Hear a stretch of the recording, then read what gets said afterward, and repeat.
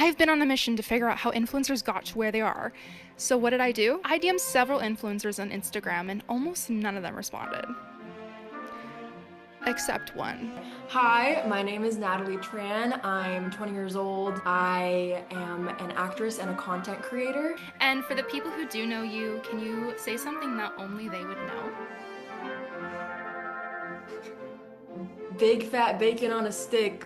Niche reference, if you know it, you know it, I guess. Natalie and I sat down and talked about life as a content creator and advice for those seeking a creative career, and some personal and identity factors that go into pursuing something like this. So you do a lot of skits and impressions, because I've been watching your content for a while. Why did you decide to go that content route, and was it something that you knew was going to take off? It was very random. So I have always said to my friends, oh, I feel like I could be TikTok famous, but I'm too scared to start posting. And I had some videos here and there do well, but I never gained a platform from it or anything, and I never took off. But I would post videos here and there for fun, but never with like the full intention of becoming a content creator. I've always prioritized acting, like that's the main thing that I'm always grinding on. Hey, is it okay if I talk to you about something? Yeah, yeah, of course. Um, so my mom walked in the other day. Yeah. And she said that my coach passed away, and so the whole team has just been really distraught about it.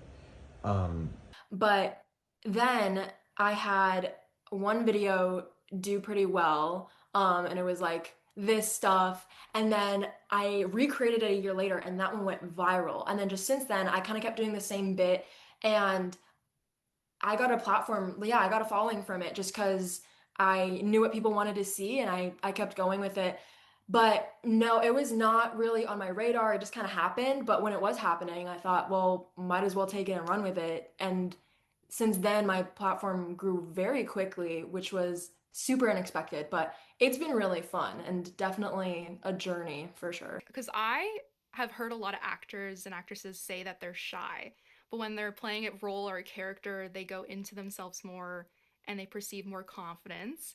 Because that kind of goes into the segment of you and your acting career. When did you start acting, and did you like always want to pursue that? I started acting when I was 5 years old. I started with theater and then slowly branched out to more on camera, voiceover, film, commercial, etc. Like ever since my first musical that I did, I remember I was in the car and I told my mom, I want to keep doing this. So ever since then, I've known for sure it's something that I wanted to do.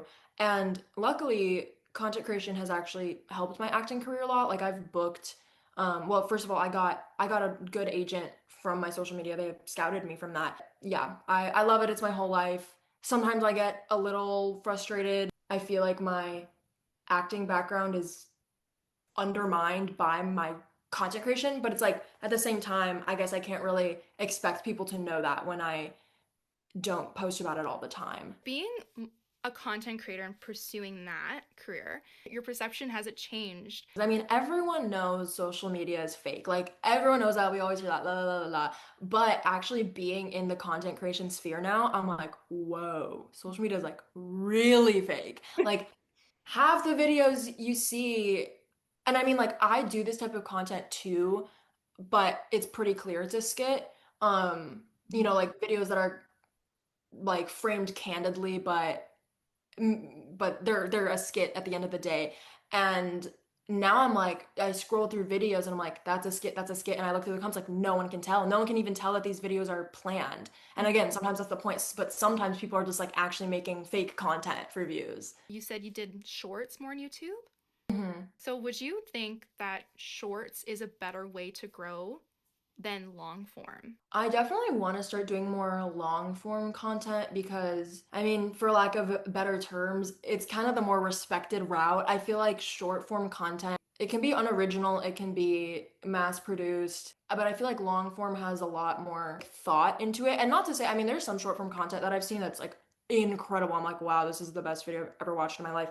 But when it comes to growth, I would say definitely short form content is easier to grow. on because that's what everyone's consuming nowadays. Everyone's scrolling. There's so much more of it and it's so much easier to get viral from it, but it's also easier to fall off. You know, you can get a bunch of views and then completely flop. Whereas if you're doing long form, I feel like those are the types of viewers and the type of content that will stick around and it'll stay. You'll still get viewers watching your stuff 11 years later. Ryan Higa is such an inspiration to me. Like I watched him all the time when I was younger and I would love to make videos like him and like those are the types of videos that people will always talk about. They're the types of videos people will reference. Whereas even if you have a short video with like 10 million likes, I'm okay, that's kind of a lot. Maybe like a million likes, like people are gonna forget about it. Like it's probably not gonna become like an internet staple.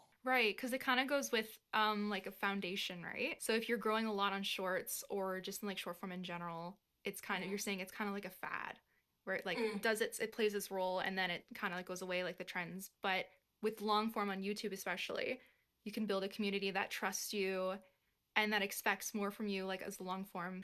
So do you think that social media is something that anyone can do? I was about to be like, yes, but actually, no. There's a lot of work that goes into it. And if you don't have the discipline, you're not going to succeed, just putting it harshly.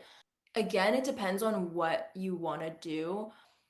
My content is easy because a lot of times I'll film like a bunch of videos in one day. Literally, it was like a couple weeks ago. I think I filmed like 30 videos.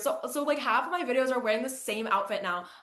So you can like totally see that I stockpile my content and then I'll just post it all. So like I actually probably don't put in as much effort into my stuff as other people do. Like I have a friend, her name's Megan Botnick. Natalie, you could have just told me you're an American technique used to get girls to stop faking it. No, Megan. I don't know why I would be two in the pink and one in the stink. Like we make similar content, but she just like puts so much more work and effort into her stuff and it definitely pays off. She and I will talk about it and be like, yeah, it's so interesting the amount of work that goes into it, but it's very unseen. For creative careers in general, what is the best advice that you can give that someone needs to hear regarding like pursuing a creative career? It's something that I think a lot of creative people struggle with because they're either very like determined and then they can easily make it happen and then some people get really in their heads and there's a lot of imposter syndrome. And what is like your advice and your experience regarding how you can make it happen? I think a lot of the best artists are very insecure people and like I will just be vulnerable here for a second. I'm like very insecure, but I think that's kind of what pushes me to like be my best. Don't be afraid of being vulnerable. I think like people really value authenticity and people can tell when something is not authentic and that will reflect in your art no matter what you're trying to do. To use someone as an example, like I personally don't hate Benson Boone, but a lot of people hate on him because they're like, oh, his lyrics are inauthentic, they make no sense. And I think if you're doing something just to make sure that it comes from you, it comes from the heart. This sounds so cheesy, but like again, because people can tell, and that's when your art is gonna be its best. And just to do things, just do them, even though it's scary. Like sometimes I find myself having all these ideas and then I just never do them. But like every time that I have had an idea and I did decide to do it, it was such a good decision. Wait, no, don't leave! Cause you'll be married in a year in the suburbs with a kid on the way and 3. Oh my god, stop! Stop, give it back! Give it back! Stop! Stop. Thanks. I directed a play this last semester at school, and it was one of the best experiences of my life. And that's just because I was really determined to do it. And like I applied, I didn't write the show. I had my friend write it because I'm scared of writing. But that's another thing. It's like I need to push myself to write more, because it's like I know I can do it. I'm just really scared for some reason. So I'm taking a playwriting class. I said yes to this interview because I need more practice talking and not stuttering. And I've noticed like just saying yes to like everything. I say yes to everything even when it's so scary. And I don't even know if this is like related to art anymore. I don't know. It's just related to like being a person. But just doing things because I feel like I always regret saying no to something and it's always the what if I did this, what if I did that. Just do it. And if it's bad, it's bad. That's so hard for me to do. I'm always like, no, it needs to be the best, it needs to be the best. But sometimes like when you run into creative humps and something doesn't go right, the alternate route of like changing this line or wearing a different outfit or whatever, it actually ends up being better than what the original idea would have been. So it's just to like go with the flow, do whatever. Yes, I'm talking for so long, but that's my advice for creatives. When I talked to Natalie about her career, it made me think that a lot of creative people get stuck in their heads. I can personally relate to this because I have been making content for a really long time, and I doubt almost everything I post. And speaking to Natalie made me think twice about who the person is rather than just the influencer. No matter how many followers you have, you always find a way to self-doubt and find imposter syndrome somehow. But I think what's really important to take away from this is that social media is not real. So if you're pursuing a social media career, you can still be creative while balancing work ethic and also be yourself.